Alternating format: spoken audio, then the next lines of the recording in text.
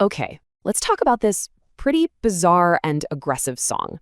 It has a wild story. Right from the start, the lyrics are unsettling. It just throws you right into this hostile chaos.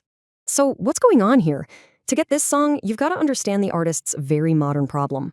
You see, the artist was in real danger of losing his entire account, everything he'd made. To save it all, he had to private or just delete 1,400 songs. That's a huge number. And this whole digital mess, it actually sparked a super resourceful, creative, new process. So how do you make new music when your old stuff is in jeopardy? Simple. You recycle. He used an AI tool to basically rip apart one of his old songs, Incense and Smoke. So get this totally new, aggressive track is literally built on the ghost of an old one. I mean, he's basically stealing from his own digital shadow. A brilliant way to reclaim his work. But this wasn't just about the tech. It was also a really private performance. Because while he's recording these super intense vocals, someone very important was right in the next room. So you have this loud, aggressive performance, and the artist feeling kind of embarrassing about it. So he hoped it was a complex experience for her. More good than bad. Suddenly there are real stakes. Believe it or not, this chaotic digital song was always meant for a physical format. The original song, Incense and Smoke, is actually getting pressed on vinyl. So the art goes from a temporary file in a crisis to a permanent physical object. So, what's the big takeaway here? This song is so much more than just noise. It's really a story about an artist surviving the modern world, which leaves us with one question. Hey, just before this gets going, I'd like to clarify something, which may have otherwise gone off wrong. I got no issue with Soundcloud. The thing at the end of the song is like a joke, maybe a bit ill-fated, but Soundcloud, as far as I can tell, has been immaculate throughout this process. They cracked down when I made a dumb mistake, and my account was in trouble. But I did my best by privating 1,200 songs and deleting about 200, which I think basically brought my account into good standing. And then since then,Ve been doing everything I can to follow the TOS as much as I can. And SoundCloud has let me so far. I've got, 10, 15 songs, something like that. And there's been no issue. So as far as I can tell, they are mostly satisfied with the situation right now. I think I am being given a second chance on a short leash. And I can't even afford to make one slightly borderline on the edge song on SoundCloud, because if I screw up, I could lose the whole account, at least for the next year or so.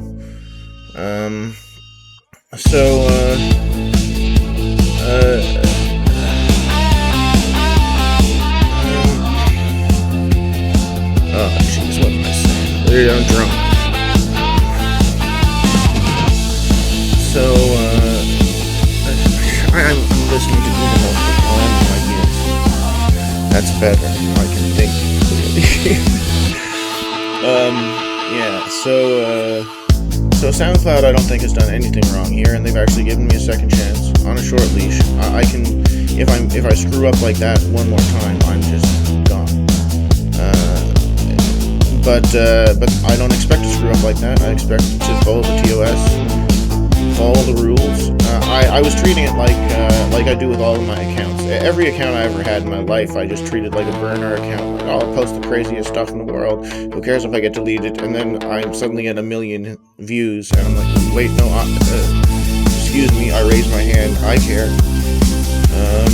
And I realized, like, dumbly, like, oh my god, I've wandered into maybe screwing things up for myself and losing 1 million views, which is what I waited for my whole fucking life. I could lose that because I was such a dingus, treating it like a burner account. No, I'd like to keep the SoundCloud immaculate so that in 10 years there's 30,000 songs and they're all beautiful. So I just wanted to clear that up. I got no issue with SoundCloud. They have done nothing but good. They were in a tough position due to my dumb behavior, and they have been really good about giving me a second shot. So I'm going to do my best to live up to that as much as I can. If I got a month or a year or 10 years, I plan to live up to that opportunity they gave me.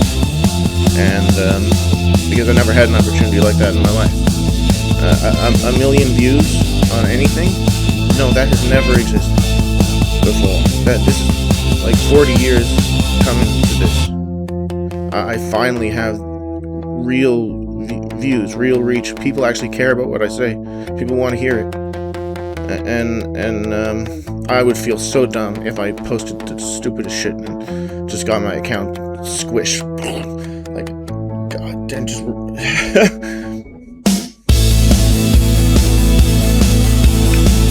So anyway, so just saying, I love SoundCloud. I think they're the best. They've done nothing wrong. Literally, SoundCloud has done zero wrong. This is all my dumb behavior, and I'm trying to correct it. And I'm hoping to live up to the second chance. That's what I'm saying. So if you want to have a good night, I'll allow it. I'll allow it.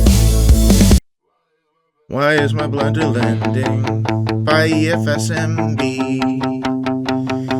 Let's go inside my mind, shout, shout at thou who doth run away. Go in the mind, bark them to the one who lasts forever. Burn free, walk freely into traffic, please. Be stupidly and proudly walking into fucking traffic, please. Burn free, walk freely into traffic, please. Be stupidly and proudly walking into fucking traffic, please. She speaks sweetly, burn freely, merge into traffic direct as citizen. Be stupidly and proudly walking rapidly into fucking traffic direct, please. Look at the group of passion hiding over there. Look at they're hiding underneath their polo in the drawer. Under this underwear is another father, mother, brother, sister, and there's a close them up around Hines and Flame. You see the road to Golgotha is found buried in another, and the road to Golgotha is found buried in another, and nothing hither is left. Found beyond the bones are buried in another city, nearly empty, another buried pile of bones. Within the floor they'll find all of the people they had lost. Burn free, walk freely into traffic, please. Be stupidly and proudly walking into fucking traffic, please. Burn free, walk freely into traffic, please. Be stupidly and proudly walking into fucking traffic, please. She speaks sweetly, burn freely, merge into traffic direct as a citizen. Be stupidly and proudly walk rapidly into fucking traffic direct, please. Get off on your worried neighbors, tearful, whining, wailing. Merry Christmas is the only one we know. Get off and take what you would want from the above. Get off your worried neighbors, stinking pity party people. Get off your kick. You're wearing the above. Kick off your feet and have a beer. Why is my blender landing? Look, there's a group of passion hiding somewhere over there. Look, they're hiding underneath, under their polo in the drawer, under their underwear. Another father, brother, mother, sister, and another there. Close them up around the hands, and when you blink you see the road to Golgotha is found buried in another, and the road to Golgotha is found buried in nothing. Here the left is found beyond the bones are buried in another city, nearly empty, another buried pile of bones. Within the floor they'll find all the people they had lost. You can say you can't walk in, you're gonna walk insulting blocks of figurines and tandy tin in the brink of she's a maid. They walk like tanks over the land in tandy tin and figurines. They cut that hair and shrink that scene. They walk around and play. Away they go, inside they go, away they go, singing, praying, wait, stay for another sip of gin from the divine. And those little foolish people did not think to cut the line until the dreams are going real again, gathering outside my door till the taste again ascended, and the bobbies cut them out of the line at the side of the drunk tank where they were briefly staying in. And just divine, there was the drug, and what divine, there was a meal, and just the best of the divine. And they ate the drugs and went on real sad, and sultry tears dripping down a pretty face. I like the tear. Burn free, walk freely into traffic, please. Be stupidly and proudly walking into fucking traffic, please. Burn free, walk freely into traffic, please. Be stupidly and proudly walking into fucking traffic, please. She speaks sweetly, burn freely, merge into traffic, direct and citizen. Be stupidly and proudly walking into traffic, direct, please. Burn free, walk freely into traffic, please. Be stupidly and proudly walking into fucking traffic, please. Burn free, walk freely into traffic, please. Stupidly and proudly walking into fucking traffic. She speaks sweetly, burn freely, march into traffic, directed to citizen. Be stupidly and proudly walking into fucking traffic, rapidly direct, please. Okay. There's no way I can post that to Soundcloud, man. Do you have any idea I'll post to YouTube. All right, let's get into it. We are about to unravel the story behind a piece of digital art that is, well, it's pretty weird. It all starts with a song that sounds like absolute chaos, but trust me, it ends up teaching us a ton about creativity, loss, and what it even means to make something permanent in our totally digital world. So, this is an actual line from the song we're talking about. It's aggressive, it's confusing, and you immediately have to ask yourself, what in the world are we listening to? To figure that out, we have to look past the song itself and dive into the pretty unique and honestly kind of fragile world of the person who made it. It's a story that starts not with a spark of inspiration, but with a delete button. So the artist behind this whole thing makes music on an AI platform called Suno. And this platform is both this incredible creative tool and, at the same time, this constant threat because their work is always at risk of just being erased. And we're not talking about a small problem here. The scale of this was huge. The artist's account came this close to being terminated. To save it, they had to flat out delete 200 songs and then hide another 1,200 from anyone seeing them, all because they were worried about breaking the platform's rules. I mean, can you imagine losing that much of your work? This constant threat is a huge part of our story. Okay, before we go any further, we got to get a quick technical term out of the way. Audio stems. Just think of them as the individual ingredients of a song. You know, the vocals are one track, the guitar is another, the drums are separate. An artist normally has all these pieces, but what happens when the platform holding all your ingredients just throws them in the trash? And this, right here, is where the story gets really clever.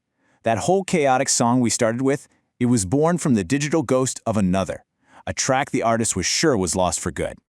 This was the source, an older song called Incense and Smoke 6. See, the artist absolutely loved the music in this particular track, but Suno, the AI platform, had deleted the original audio stems. The music was seemingly locked away inside the final song, totally stuck to the original vocals. Or so it seemed. And this is the exact moment everything changes. While talking to his partner, Julia, the artist is just complaining about this, saying how much he wishes he had the music, and then, right in the middle of a sentence, the light bulb just flicks on. He realizes there might actually be a way to get that music back. So here's the brilliant, kinda hacky thing he does. First, he takes the finished song. Then, he runs it through software that can digitally pull out just the vocals. And what's left behind? The pure instrumental he wanted all along. So then, over this salvaged ghost of a track, he just improvises those wild, aggressive lyrics we heard at the beginning. And just like that, Why Is My Blender Lending was born. But this isn't just a story about some clever tech trick. Nope. This whole act of creation has this really personal, really human side to it that was all happening in real time. So just picture it. The artist is in one room, just letting it all out, performing these super intense, completely improvised, and frankly unhinged vocals. And his partner, Julia, the same person he was just talking to about the song, is right there in the next room, just trying to clean, and she's hearing every single chaotic word as it's being created. And this right here, it just perfectly captures the vulnerability of making something. The art itself is super aggressive and in your face, but the person making it is feeling embarrassed, just hoping his partner kind of gets this strange thing he's doing. It's a moment that's, like he says, beyond like or dislike. Now, the story takes one more fascinating turn. This improvised, salvaged, slightly embarrassing digital thing, it doesn't just stay online. It gets connected to something way, way more permanent. So get this. At the exact same time all of this is going down, the artist is in the process of getting a custom vinyl album pressed. A physical, tangible record of his work. You know, the total opposite of the fleeting digital files he's been battling with on Suno. And you'll never guess what song he found out was chosen for the very first track on side A of this permanent physical album. Yep, Incense and Smoke 6. The exact song whose musical soul he had just brought back from the dead to create Why Is My Blender Lending. The coincidence is just incredible. So this elevates the whole thing, right?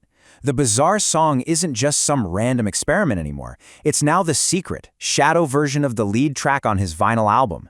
A digital ghost tethered to a physical artifact. So after following this completely winding road, what's the big picture? What does the story of this one weird song really truly tell us? We started with this chaotic song, and we ended up with a story about pure ingenuity. It's about how limitations can actually spark creativity. It's about art as this brilliant way of solving a problem, about the human vulnerability behind even the most aggressive stuff. And it's about the beautiful journey a piece of art can take, from a deleted file all the way to a permanent vinyl record. And it leaves us with this final thought. In a world where our art can be made by an AI and deleted in a split second, a story like this forces us to ask a new question. What makes something worth preserving, and what strange and beautiful things might we create in the process of trying to save it? Imagine you're standing right in the dead center of, like, an incredibly strange, completely modern intersection. Okay, I'm picturing it. So on one side of you, there's the absolute bleeding edge of artificial intelligence, right? Right, yeah. We're talking about algorithms and neural networks that can just generate entire, fully realized musical symphonies. Complete with vocals, instrumentation, the whole thing. Exactly, all from just a vague text prompt. Yeah, it's wild. It is. But then you look down the other road, and you've got this incredibly complex, high-stakes game of, well, digital survival, basically. Like platform evasion. Yeah, evasion, creators constantly battling terms of service, automated moderation bots, copyright strikes, just to keep their digital existence from being completely wiped out. Right, the algorithm as the enemy. Right, and then right in the exact middle of all that cold, hard technology and ruthless platform politics, you find something else entirely. Like, You find this raw, vulnerable, almost bleeding human artistry. oh, wow. Yeah. Usually, we think of these things in completely isolated boxes. Sure, like tech is just tech. Tech is tech, legal platform loopholes are just legal loopholes, and art is art. Right, they don't mix. Exactly. But when you step into the world we're exploring today, those boundaries don't just blur. They collapse entirely. They completely collapse, the categories disappear, and we are left looking at a landscape that is deeply, brilliantly murky. I don't know, I wouldn't even call it murky, honestly. No, I'd call it an entirely new ecosystem that we honestly don't even have the critical vocabulary to describe yet. That's a good way to put it. Yeah, I mean, you try to look at the specific creator's workflow, like a clean x-ray, right? Right. Attempting to point to the screen and say, okay, here is the human soul, and right over here is the machine learning algorithm. But you can't. You can't separate them at all. The bones of the human and the code of the machine are completely fused together at this point. It's definitely not binary anymore, that is for sure.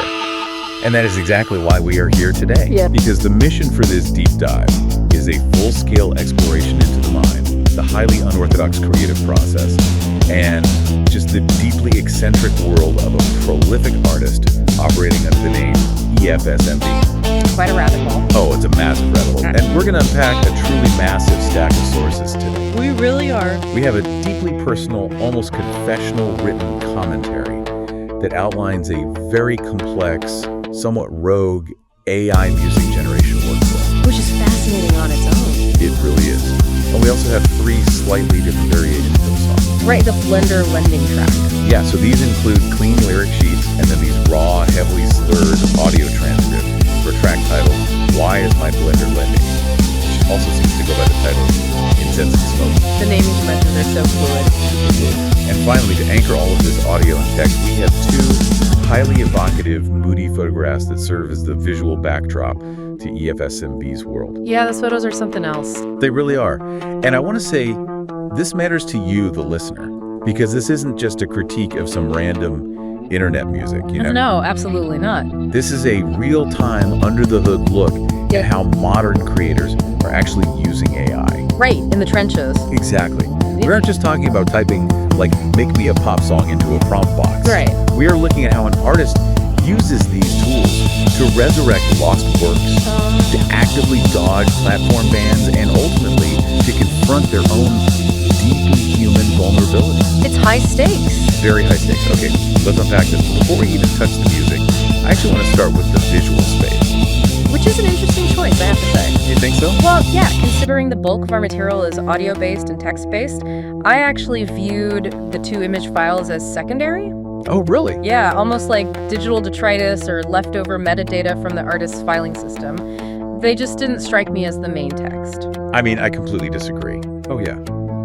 I have to push back on the idea that these are just random photos sitting in a digital folder. Okay, lay it on. Think about the era of right? These images are basically the digital equivalent of buying a used vinyl record, pulling out the cardboard sleeve, and finding 2 cryptic, slightly unsettling Polaroids just stuffed inside. Okay, I like that analogy. Right. They aren't the music itself, but they absolutely set an intentionally mysterious, slightly menacing tone to the audio we're about to hear. They are definitely. They tell you whatever you're about to hear, it isn't going to be safe, and it isn't. Fair point. Look at the first image, the car interior. I see your point about setting a tone, because if we treat them as intentional scene setters, that car photograph is certainly jarring. It's super jarring. It places us right inside the cabin of a vehicle, looking forward through the windshield. Yeah. It appears to be taken from the perspective of someone sitting in the back seat, or perhaps leaning over when our conflict is happening. Right, get that weird angle. Exactly. And you can clearly see the steering wheel on the left and a driver's arm which is resting casually. Just totally relaxed. Totally relaxed. And through the windshield, it is a bright, clear, undeniably sunny day. Beautiful.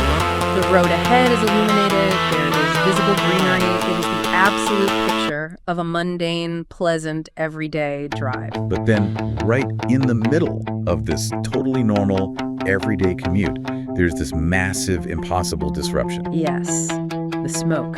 Rising up directly from the center console, right in front of the dashboard and the air vents, is this incredibly thick, intricate plume of smoke. It's so dense. It is. It is not just a little wisp like someone is smoking a cigarette with the window cracked. No, not at all. It looks almost structural. It's volumetric. Yep. It is twisting and turning these heavy, complex curls, completely filling the space between the front seats. It really is taking over the cabin. Why is there a bonfire's worth of smoke rising from the gear shift on a sunny Tuesday afternoon? Well, the visual juxtaposition is exactly what gives it that weight. Right. You have a perfectly mundane setting. Just driving a car on a sunny day, colliding with an element that is indicative of chaos, or perhaps severe mechanical failure. Or a fire. Or a fire, exactly. But the driver's arm is completely relaxed. That's the craziest part. There is zero panic. The smoke basically transforms the interior of the car from a functional vehicle of transportation into a contained vessel of something opaque and potentially suffocating. Yeah, suffocating is the perfect word. And crucially, we really have to connect this visual directly to the title of the track the artist mentions repeatedly in their commentary, Which is? Incense and Smoke. Exactly. It perfectly captures that title. It's like the everyday world is literally catching fire from the inside out, but everyone is just pretending it's totally fine. Business as usual. Right, it's a localized apocalypse inside a sedan. Ah, yeah. And that feeling of contained unease leads us right to the second image, which is honestly even more abstract. The file for the second image is titled, very specifically, Devil's Shadow. Perfect square. That name alone. Right, the explicit naming convention immediately forces a very specific interpretation on the lyric. It is just stark. Like it's a photograph taken at night, looking straight down at a brick pathway. Yes. And the lighting is incredibly harsh, probably from a single intensely bright street lamp or something. And it casts this incredibly elongated, blocky silhouette of a person across the bricks. It's very distorted. Wildly distorted, stretched out over the geometry of the pathway. And the most noticeable detail is that the figure's right arm is raised, with the hand held up in this almost rigid, unnatural gesture. Like a wave, but not quite. Right, it's jagged. It doesn't look like a normal human shadow at all. It looks like a glitch in the lighting or something decidedly more sinister. What stands out to me, though, is the parenthetical in the file name. The perfect square thing. Yes, perfect square. The artist isn't just focused on the darkness or the devilish aspect. No. They are hyper-fixated on the geometry, the boundaries, the literal shape of the file itself. That's interesting. It's an assertion of a dark presence, sure, but a presence that is rigidly contained within a mathematical boundary, a perfect square. Oh, that's a great catch. Right. The chaos of the shadow is basically trapped in the perfect square of the digital file, Exactly. just like the chaotic smoke is trapped in the mundane car. Yes, exactly the same principle. So there's this recurring theme of overwhelming, messy human chaos being jammed into rigid, unyielding containers. Which is a perfect framework for understanding the music itself. Oh, for sure. Because the lyrics we have for this song, Why Is My Blender Lending, are just the definition of messy human chaos. They really are, and the raw transcripts and lyrics we have are timestamped very precisely. Right, what was the time again? March 17th, 2026, at exactly 5:03.06 a.m. 4:30 in the morning. Yeah. I mean, that detail alone tells you something about the state of mind here. Absolutely. It's the quietest, most isolating part of the night, right before the dawn. And out of that isolation comes this incredibly aggressive, chaotic chorus. It's very intense. I actually want to read the hook, because the repetition is just staggering. Go for it. Quote, burn free, walk freely into traffic. Please be stupidly and proudly walking into fucking traffic. Wow. What's fascinating here is the severe dissonance embedded directly in the instructions the artist is singing. How? Well, in one breath, the lyrics note that she speaks sweetly. Yeah. But in the very next breath, the directive is to merge into traffic direct as a citizen. Right. So the language pivots violently from concepts of liberation like burn free, walk freely, to sheer self-destruction. It's so jarring. It is. The freedom being advocated for here isn't political freedom or personal freedom. It is the freedom to step in front of a moving vehicle. Right, and not just to do it, but to do it stupidly and proudly. Yes. It's this weirdly joyful surrender to oblivion. Joyful oblivion. Yeah, it's incredibly dark, but it's delivered with this bizarre, almost upbeat insistence. It's practically a dark comedy. I wouldn't call it comedy, personally. No, it reads more to me like a frantic attempt to find agency in a world where the artist feels they have absolutely none. Walking into traffic as a citizen implies that the ultimate civic duty, or the ultimate act of participation in society, is self-erasure. That's it. And this chaotic, self-destructive energy is sustained and amplified as we move from the chorus into the verses, where the imagery becomes densely mythic and intensely macabre. Oh yeah, the lyrics in the verses are so heavy, it reads like a fever dream or just a bizarre hallucination. Very hallucinatory. The verse starts with, look, there's a group of passion hiding somewhere over there. Pull open the drawer, under this underwear, another father, mother, brother, sister, and another there. Close them up around their hands. The phrasing is so broken. It's this surreal, terrifying domestic intrusion, like pulling open a bedroom drawer, looking for underwear, and finding your entire family folded up inside it. It speaks to a profound sense of claustrophobia. For sure. The family, the lineage, is crammed into a tiny, mundane space. But then the scope of the song blows up rapidly from a bedroom drawer into heavy religious and existential metaphors. Yeah, it escalates so fast. The text reads, And when you bleed, you see the route to Golgotha is found buried in another. Golgotha, for context for the listener, being the biblical site of the crucifixion, the place of the skull. Right, so the artist is drawing a direct line between everyday personal suffering, when you bleed, and ultimate archetypal sacrifice. That's a huge leap. It is. And this is immediately followed by a realization of total desolation. The lyrics say, "Nothing hither left is found beyond the bones. The bones are buried in another city nearly empty, another buried pile of bones within the floor. They'll find all of the people they had lost." It's completely apocalyptic. Yes. A nearly empty city built over buried bones. It's a landscape of total loss. But then right in the middle of this gothic end-of-the-world poetry, you get hit with these completely bizarre, almost sardonic interruptions. The tone shifts constantly. Out of nowhere, the lyrics pivot to, "Get off on your worried neighbor's tearful whining wailing. Merry Christmas is the only one you know." Mary is spelled M-A-R-Y. Right. M-A-R-Y. Not the holiday, but a personification. Yes, and later on, the lines describe people waiting for another sip of gin from the divine. A sip of gin from the divine. And then the bobbies cut them out the line of the side of the drunk tank where they were briefly staying in. So weird. I find this section crucial, actually, because the divine isn't offering salvation here. No. It's offering a sip of gin outside a British drink tank. The sacred and the deeply, pathetically profane are completely mashed together. The artist is refusing to let the listener settle into one single tone. It is wild. And, what makes this even more complex for us to analyze is that we aren't just looking at one definitive version of these lyrics. Right, we have variants. Yeah, we actually have 3 different audio realities to compare. That's right. We have the polished text file, the literal lyric sheet that was written out. But then we also have the transcripts of 2 different raw audio files, which capture the actual vocal performances of the artist singing over the music. And those transcripts are revealing. The variations between the written intent and the vocal reality are just wild. The contrasts are incredibly revealing regarding the artist's state of mind during the recording process. How so? Well, the text file is structured, right? It's formatted cleanly with intro, chorus, and verse tags. Yeah, very professional. It is presented as a completed, intentional literary work. But when you look at the transcript for the file named Incense and Smoke, 6.mp3, the vocal performance is entirely unhinged. It really is. The artist is ad-libbing, the words are slurring and crashing into each other, where the clean text simply says, "Walk freely into traffic, please." The audio transcript captures the artist stumbling over the phrasing, repeating, "You speak sweetly, freely in the traffic directly, walking into traffic directly." And imagery gets even weirder in the vocal performance. Like, in the transcript for the Blender Lending MP3, there's a line that doesn't even exist in the clean text at all. Which one? After talking about eating drugs and going real sad, the audio transcript suddenly says, "The sultry tears dripping down a pretty face. I lick the trees."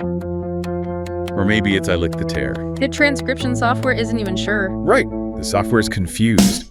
But it's visceral. It's happening in real time. You can actually hear the physical presence of the artist completely taking over the structure of the song.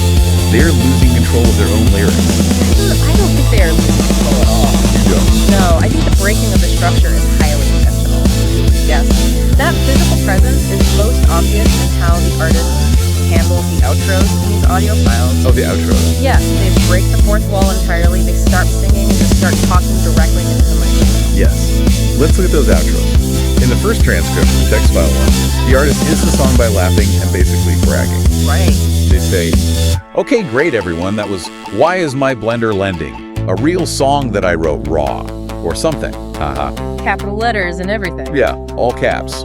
They were incredibly proud of the rawness, of the unfiltered, messy nature of the performance. But contrast that with the outro on the other audio transcript. Oh man, yeah. The song finishes the exact same aggressive chorus about walking in traffic, and then the music abruptly stops. And the artist's voice shifts from a performative yell to immediate conversational panic. Total panic. The transcript reads, "Okay, there's no way I can post that to SoundCloud, man. Do you have any idea? I'll post to YouTube." I love that moment so much. It is such a sudden crash back to reality. It really is. You spend 4 minutes singing about the route to Golgotha and cities built on buried bones and merging into traffic as a citizen. And the very second the track ends, the artist's first thought is, Oh man, the SoundCloud content moderators are going to ban me for this. Reality bites. It does. Which really begs the question, when we look at these intense lyrics, is this pure, unfiltered stream of consciousness genius from a tortured artist, or is it just intentional provocation? That's the question. Right. Is EFSMB just writing the most offensive, chaotic thing they can think of, specifically to test the limits of what an AI music platform will allow them to host?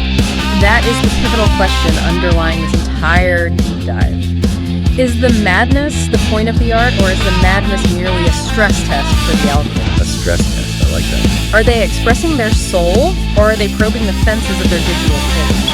And that sudden panic about platform moderation, that fear of being banned, bridges us perfectly into the most revealing source we have today. EFSMB's written commentary. Yes, because this commentary pulls back the curtain on a staggeringly complex, high-stakes game of cat and mouse between the artists and the platforms that host their work. This commentary document is absolutely fascinating. It reads like a dispatch from the front lines of a digital war. It really does. The artist starts by casually mentioning that this bizarre song about walking into traffic was just their second set of the day, but then adds this incredible caveat. Right. They write, technically it doesn't count because I can't post this to Soundcloud. I might make clones, but that seems redundant as it is based on a series of clones. I will add it to Suno's memory till a little is broken. As it resets often, a wise precaution. We really need to unpack the chronology here because it is crucial to understanding their reality. Okay, let's do it. So Suno is an AI music generation platform. Right. The artist is acutely aware that the platform's memory, meaning its internal storage, its contextual recall of the artist's previous prompts and styles, is ephemeral. It disappears. Exactly. It resets often. Therefore, everything they create is inherently unstable. It exists under the constant threat of automatic digital erasure. And that threat isn't just theoretical, right? No, not at all. The artist goes into great detail about what sounds like a massive digital extinction event for their catalog. Yeah, an extinction event is a good way to put it. They write, all those songs I worried were against Todos are now dust. I am strike free. Toast free on Suno. The only potential problem has been resolved. TOS, of course, standing for Terms of Service. Right. The artist's entire catalog was imperiled. They state plainly that their account was almost terminated. Which is terrifying for a creator. Oh, absolutely. And the sheer scale of the destruction required to save their account is staggering. It's unbelievable. They mentioned that only deleting 200 songs and privating another 1,200 was enough to hold it off. 200 songs. Yes. And then, after waiting 5 days, they started posting mostly TOS compliant songs, noting they're close to 12 or 15 of them and observing, I am likely not a priority to delete right now, or maybe they're giving me a second chance on a short leash. Deleting 200 songs. Most human musicians don't write 200 songs in an entire decade. No, they don't. And EFSMB is generating so much material so rapidly that permanently deleting 200 tracks and hiding 1,200 more is just considered a tactical retreat to save the account. It's just a cost of doing business. Yeah. And what I find so fascinating is how the artist mythologizes this entire process. Yes, the arcs. Right. They don't just talk about making songs. They talk about historical eras of their own creation. Right. They write, many good works were created as I delved into the Julia Redemption arc and later the Golden Age of Loki arc. And they date that one circa 2018 to 2019.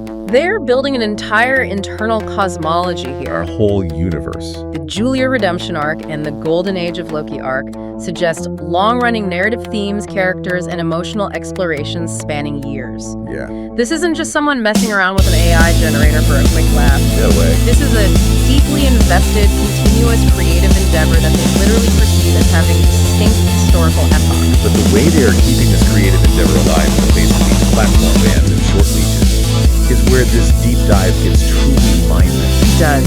The artist admits to doing something incredibly devious with the technology to bypass the rules. I read this section 3 times, and my jaw was on the floor. If we connect this to the bigger picture, what EFSMB describes here is perhaps the most illuminating revelation in our entire stack of sources. Oh, I agree completely. It is a technical workaround that perfectly illustrates the Wild West nature of generative AI right now. I need you to walk me through this because the mechanics of it are wild. Sure. Let me propose an analogy first, though. Okay, go ahead. It feels to me like digital alchemy, or maybe musical money laundering. Musical money. Yeah, It's like they're taking dirty money, running it through a casino, and walking out with clean cash. But they're doing it with audio files. How exactly does this stem loophole work? Well, your analogy of money laundering is actually quite apt. Let's trace the steps exactly as the artist outlines them in their commentary. Okay. First, they admit to having old original vocal performances that they had sung over the copyrighted works of other artists. Okay. So, years ago, they had essentially made bootleg karaoke tracks, right? Singing their own lyrics over famous copyrighted instrumentals. Which is an immediate terms of service violation on almost any platform today. Oh, immediately. If you upload a track with a copyrighted beat, the automated filters will catch it instantly and you get a strike. Correct. But EFSMB found a way around the filter. Oh, They referred to the AI platform as Suno for a poor man. right. What they did was they used software to rip the stems, which are the isolated individual audio tracks that make up a song, like just the drums or just the bass. Okay. They used a vocal stem isolator to extract only their own human voice from those old recordings, completely separating it from the copyrighted music underneath. Yeah, I follow that. So now they just have a cappella track of themselves singing no music. Exactly. What do they do with that isolated voice? Here is the brilliant part. They took those isolated human vocal stems and fed them back into the AI music generator as the fundamental training data. They used their own extracted vocals as the prompt to force the AI to build entirely new, original, and most importantly, TOS-compliant instrumentals around their voice. That's insane. As the artist puts it, I ripped my original vocal performances and took the voice stems, then I made them into new songs or used them as training data for remakes, which I found very successful. That is it is staggering. It really is. Think about the layers of what is happening there. They have this illegally constructed song that is totally radioactive to the platform. Yes. So they extract the human soul of the song, vocal stems, they strip away the illegal copyrighted body, and then they throw that soul into the machine and say, build a new, safe, legal, digital body around this voice. And the machine does it. And the AI does it. It generates a brand new track that dodges all the copyright filters, achieving that strike-free, cost-free status they were bragging about. It's an entirely subversive use of the technology. It is a remarkable circumvention of digital restrictions. It allows them to preserve their historical catalog, their golden age of low-key, without triggering the moderation bot. Right. But it also highlights a massive fundamental paradox in EFSMB's workflow and psychology. What's the paradox? Well, on one hand, they are operating entirely within this ephemeral, highly volatile digital landscape where AI platforms can delete 200 of your songs without warning. Right? Yeah, where memory resets constantly. Exactly. And where survival depends on constant visual manipulation. The medium is inherently unstable. Okay. Yet on the other hand, the artist is absolutely obsessed with physical permanence. Oh, which brings us to the most absurd and wonderful part of this whole story. The Vanillify project. Yes. It was the ultimate contrast. You have this artist who lives in the digital cloud, constantly deleting and cloning and manipulating data to evade bots, and yet they're going through the incredibly slow analog process of having an actual physical vinyl record pressed. It's fascinating. The commentary mentions that an album is being published via Vanillify, which is a custom vinyl pressing service. Right. And that it will be soon to be arriving in 10 or 15 days or less. They're way by the mailbox. Exactly. Let's analyze the curation of this physical artifact, though, because the artist breaks down the track list side by side, and it tells us a lot about how they value their own AI-generated output. Let's start with side A. Okay. Because this is where the artist seems genuinely thrilled. They note that the tracks, Incense and Smoke, 6 and 7, are on side A. Right. And their reaction to their own curation is just pure pride. They say, my jaw almost hit the floor, what a good choice that is. You're a fan of themselves. Right, along with the third song we vaguely forget. But they were acting almost like an objective fan of their own AI-generated output, genuinely surprised by the quality of what the machine and their prompts produced together. It implies they view the AI not just as a tool, but almost as an unpredictable collaborator. Yeah, a partner. A partner that can yield surprising, jaw-dropping results that are worthy of physical preservation on a record. Right. But then we turn the record over to side B, and the artist's curation strategy falls completely apart. Side B is a complete disaster, by the artist's own admission. Oh, totally. They explicitly write, side B is so bad. Yeah. And when you look at what they actually chose to put on the physical record, it is baffling. It makes sense. They included an 8-minute original version of a song called Art Therapy for Latent Criminals. Okay, an 8-minute epic. Right, an epic. But the very next track is a 4-minute version 2 AI-generated cover of that exact same song. It is a study in bizarre redundancy. Why would you do that? Well, the artist immediately realizes the error in hindsight, writing, it uses up the whole side, and I already made a vinyl with my 8-minute version, so there was no point including it. And it took up 2 songs worth. They just wasted all that space. They committed their incredibly limited, highly expensive physical audio real estate to back-to-back repetitions of the exact same chord.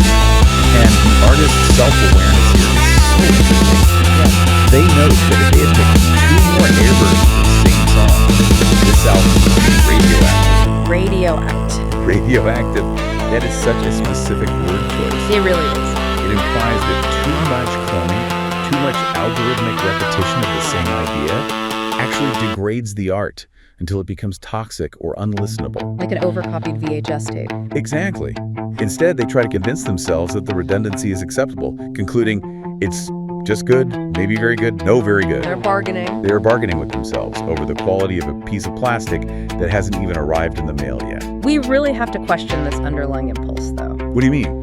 Well, why do creators in an era of infinite, frictionless AI generation, where you can conjure 1,000 songs a day and delete 200 without blinking, why do they still deeply crave the hard, expensive limitations of a 2-sided piece of plastic? That's a great question. What does it mean to immortalize AI training data and algorithmic remakes on a vinyl record? I think it's the need for an anchor. An anchor. Yeah, I mean, when your whole world is POS strikes and deleted accounts and ephemeral platform memory, you need a physical piece of plastic to prove you existed. Right. You need something that pseudo-moderation bot can't delete. It suggests that despite the ease of digital creation, the psychological validation of art still requires physical weight. Definitely. A song doesn't feel entirely real to the artist until they can hold it in their hands, even if the song itself was originally hallucinated by a server farm. Here's where it gets really interesting, though. Okay. Because this obsession with the physical and the concept of extracting those audio stems to navigate the digital landscape, it actually leads the artist to an unexpected and deeply human realization. Yes. In the final section of their commentary, they end up using all of this cutting-edge technology in exact reverse. Precisely. The workflow we discussed earlier involved extracting a human voice to feed into an AI to build a new song. But the commentary details a sudden moment of inspiration where the flow of data is completely inverted. Walk me through this pivot, because it completely reframes everything we've talked about so far. The artist writes, but as I was listening to Incense and Smoke, it got me to thinking, man, I told Julia, I really wish I could get the raw backtrack to this song so I could do a cover. Wait, they want to cover the AI? Exactly. They are listening to the AI-generated track, and they love it so much that they want to perform a raw human cover of their own AI song. That is so meta. It is, but they run into a wall. I can look for another song to sing over, but it won't be as good as the real thing, which is this. And Suno deleted my music and then it trails off. The platform deleted the stems. Yes. The constituent parts of the song were gone, wiped from the server, leaving only the final flattened audio file. The machine gave them the song, but took away the part. But then the artist has an epiphany. They write, then it dawns on me. Put it into the vocal stem isolator and remover. It is a brilliant pivot. It really is. Instead of using the isolator to save a human voice from copyrighted track, they use the isolator to delete the AI's generated vocals. Leaving behind a pristine, isolated AI instrumental. Right. They write, I immediately ripped my original music stem from Incense and Smoke. It's the musical backtrack for Beta. So now, through this complex process of digital reverse engineering, EFSMB has an empty AI-generated karaoke track. Right. And this leads to the absolute climax of the entire source document. Yeah. All the talk of platform bans, all the digital money laundering, all the cloning, and the perfect square shadows, it all just drops away. Completely drops away. And we are left with a single, intensely intimate scene. The artist is standing in their living room. Yes. They hit play on this ripped backtrack. And they start to sing. Just singing. And we must remember what they are singing here. They are singing those raw, intense, chaotic lyrics we analyzed earlier. The ones about traffic. Yeah, the lyrics about walking proudly into traffic, the the route to Golgotha, pulling family members out of drawers. Chatty stuff. Very heavy. They're performing this heavy, potentially disturbing material out loud, full volume in their physical space. And crucially, they aren't alone. No, they aren't. The commentary notes very simply, so Julia was cleaning there. In the other room, she was listening the entire time I sung this. The presence of Julia shifts the entire context of the art. Entirely. Suddenly, the audience is no longer an anonymous algorithm scanning for terms of service letters. Right. The audience is no longer a hypothetical listener on Soundcloud. The audience is a specific, real human being standing just on the other side of a wall, listening to someone they know scream about merging into traffic. And the emotional fallout of that realization is written all over the final lines of the commentary. It's palpable. The artist, who has spent pages bragging about dodging platform rules, creating vast arcs of music, and manipulating training data, suddenly becomes incredibly vulnerable. So vulnerable. They write, "It was kind of embarrassing, but I hoped and think she liked it," sort of. The bravado is completely gone. It vanishes in an instant. They go from, I am strike-free, my jaw hit the floor at my own genius, to, I was kind of embarrassed, and I hope you liked it. They follow it up by trying to rationalize the intense moment, saying, "It's beyond like or dislike. I expected it was a complex emotional experience for her, which I hope was on the whole more good than bad." We're overthinking it. They are desperately analyzing the psychological impact of their raw, unedited human voice on someone they clearly care about. This raises an important question, though, and it really highlights the profound irony of EFSMB's entire creative existence. Which is? Think about the layers here. Here is an artist who has absolutely mastered the digital machine. Right, they know all the tricks. They build massive catalogs of thousands of songs. They skillfully dodge AI moderation. They write aggressive lyrics demanding the listener merge into traffic. Yeah. They operate behind a veil of clones and POSIX square shadows and complex stem extraction loopholes. All that armor. Yet, at the very end of all of it, if you strip away the technology, you are left with just a person standing in a room, feeling deeply embarrassed and desperately hoping that the person in the next room understands their art. The technology is incredibly sophisticated, but ultimately, it is merely a vehicle. Exactly. The destination is always just basic human connection.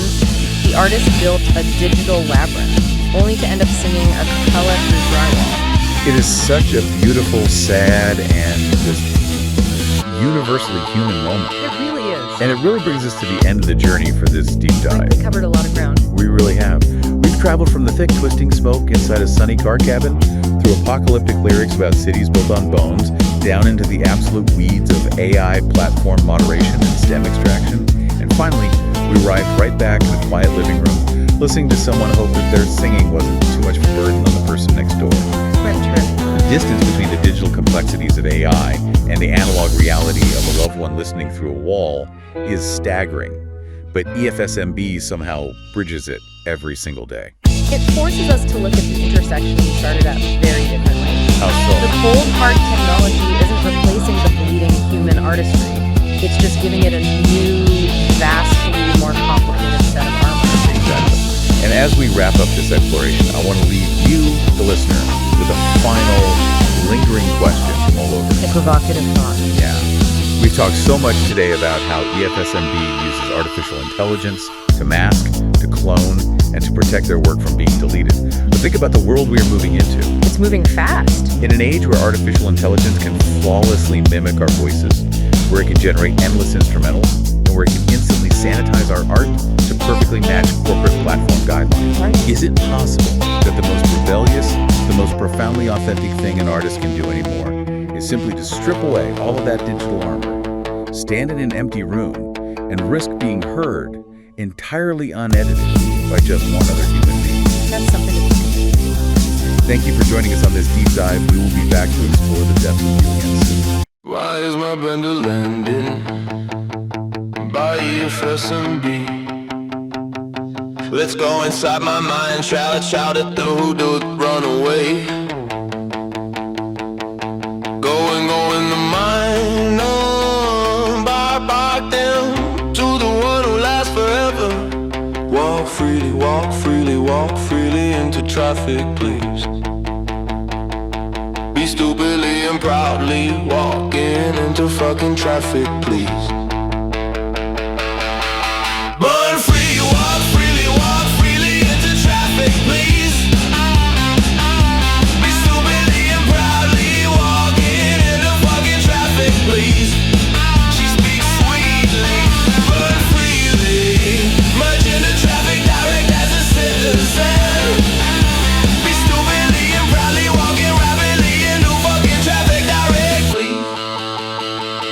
there's a grove of passion hiding somewhere over there. Look there, hiding underneath, under there. Pull open the drawer under this underwear. Another father, mother, brother, sister, and another. Close them up around their hands, and when you bleed, you see the road to go. It's found buried in another, and the road to go. Is found buried another, and nothing other left is found beyond the bones. The bones are buried in another city, nearly empty. Another buried bones within the floor. They'll find all of the people they had lost. Burn free, walk freely into traffic, please. Be stupidly and proudly walking into fucking traffic, please. She speaks sweetly, burn freely. Merge into traffic direct as a citizen. Be stupidly and proudly walking rapidly into fucking traffic direct, please.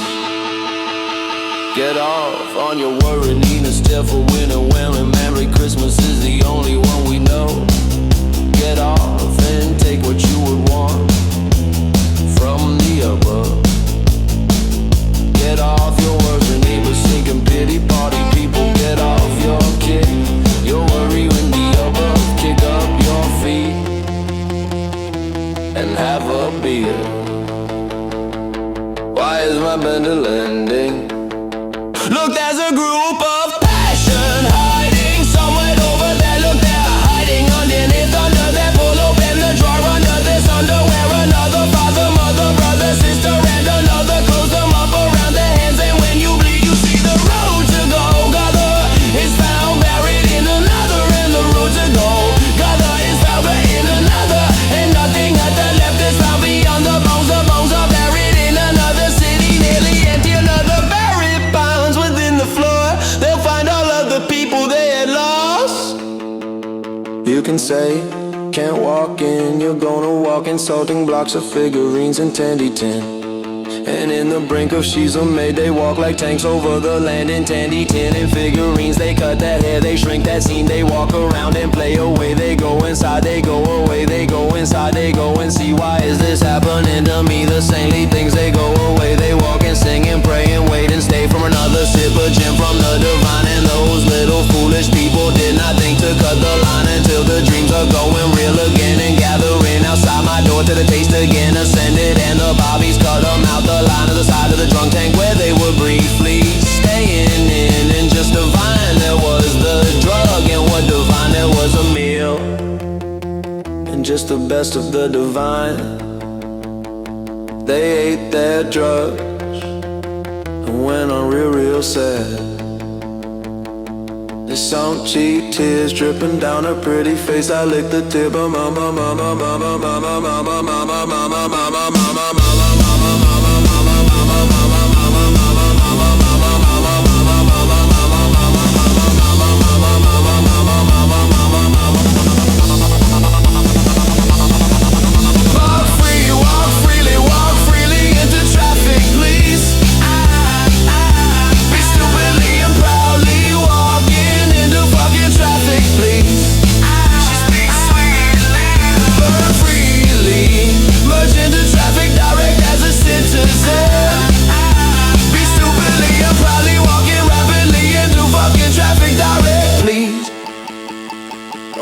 Everyone knows why is my blender lending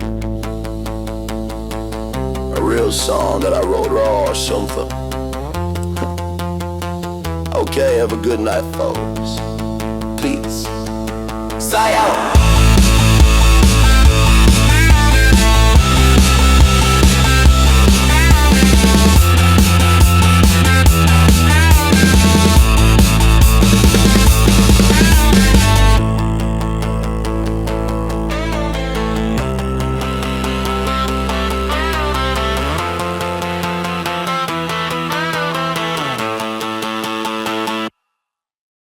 Look at the smoke trapped inside this car. It has nowhere to go, filling the cabin until the air itself feels heavy. That physical pressure mimics a very specific mental loop, a persistent, quiet voice suggesting you just open the door, step out of the safety of the vehicle, and walk directly into oncoming traffic. When dissociation takes hold, reality warps. Notice how this shadow breaks apart across the paving stones. Blocky, pixelated, almost inhuman. The person casting it feels entirely disconnected from the physical world they're standing in. To anyone walking past, everything looks completely still. But underneath that calm exterior is a deafening, chaotic scream, vibrating at a frequency only the creator can hear. The immediate threat isn't actually the cars rushing by. It's the sheer, exhausting amount of energy required to stand still, smile, and pretend that those deeply self-destructive urges aren't trying to tear the steering wheel out of your hands. To survive that kind of internal pressure, you have to build a release valve. For this artist, it takes the form of a project bluntly titled Art Therapy for Latent Criminals. These recordings function as a strictly functional quarantine zone, a place to isolate volatile panic attacks and trap them safely inside an audio file. We are leaving the physical constraints of the car and the sidewalk behind. We are stepping directly into the claustrophobic, unpredictable architecture of a mind actively trying to save itself. This controlled demolition of the psyche occurs in a closed digital environment, providing a buffer that keeps the creator from collapsing in reality. To keep this therapy active, the creator has to fight the platform hosting it. The original audio is stripped entirely apart, vocals ripped from the backing tracks, isolated into fragile, jittering stems to evade copyright strikes and algorithmic deletion. Because the system constantly threatens to wipe his account, he forces these stems through AI generators, creating endless, recursive clones of the exact same song just to ensure one survives. That frantic digital process mirrors exactly what his brain is doing. It takes a single intrusive thought and obsessively recycles it, running the exact same dark loop over and over again. The lyrics become a graveyard for these discarded iterations. He sings about the route to Golgotha, about buried piles of bones beneath the floor, the accumulated weight of hundreds of deleted, dead versions of his own voice. Eventually, the sheer volume of these isolated tracks becomes suffocating. Every thought generates 10 more copies, echoing back at him until the original meaning is completely lost in the noise. This digital purgatory is a perfect reflection of his manic state. The mind obsesses over its own static, continuously generating artificial chaos to drown out the terrifying, deafening silence of reality. The pressure finally breaches its containment. The terrifying, intrusive urge to walk freely into traffic suddenly flips, mutating from a source of dread into a massive, euphoric celebration. Logic completely disintegrates. There is only the blinding speed of the hazard rushing straight at you, and the absolute aggressive surrender to the impact. He screams the instruction to be stupidly and proudly walking into the road. When you spend every waking second obsessively guarding your own safety, throwing away all self-preservation feels like total liberation. These are the violent, destructive impulses society demands we suppress. Here, they are finally allowed to run wild and tear the entire room apart inside a safely rendered audio file. The explosion drains the poison from his system. At this deafening, chaotic volume, the mind is finally emptied of its own momentum until there is absolutely nothing left. But the high never lasts. The lyrics shift, bringing in the harsh judgments of the outside world, referencing foolish people cutting the line and bodies dumped into a metaphorical drunk tank. The illusion of a divine, spiritual transcendence evaporates. What replaces it is the cold, physical sensation of real, salty tears dripping down a face in an empty room. The manic energy drains away, leaving a sudden, terrifying clarity. The simulation powers down, and the creator is forced to snap back into his actual physical body. What follows is a profound, hollow exhaustion. The mind has been entirely stripped bare, battered by its own defenses, and now it has to figure out how to stand up and face the day. Then the backing tracks cut out. The digital chaos vanishes, leaving only the stark, dead air of a completely ordinary living space. Raw vocal stem on its own. You are hearing a man standing alone in his house, screaming these unhinged lyrics into a microphone, without the armor of a beat to hide behind. The reality of the situation is incredibly intimate. His partner, Julia, is just through that door, quietly cleaning the next room. listening to every single frantic note of this performance. It is a deeply embarrassing position to be in. Yet, there is an intense vulnerability in exposing the loudest, darkest parts of your anxiety to someone you love, trusting they won't run away. Stripped of the AI generators and the heavy instrumentation, the naked, unedited voice echoing down the hallway remains the final, most vulnerable stem. After traveling to the absolute edge of his own sanity, the noise finally stops. He returns to the quiet of his living room, able to sit still and exist peacefully in the light spilling from the next room.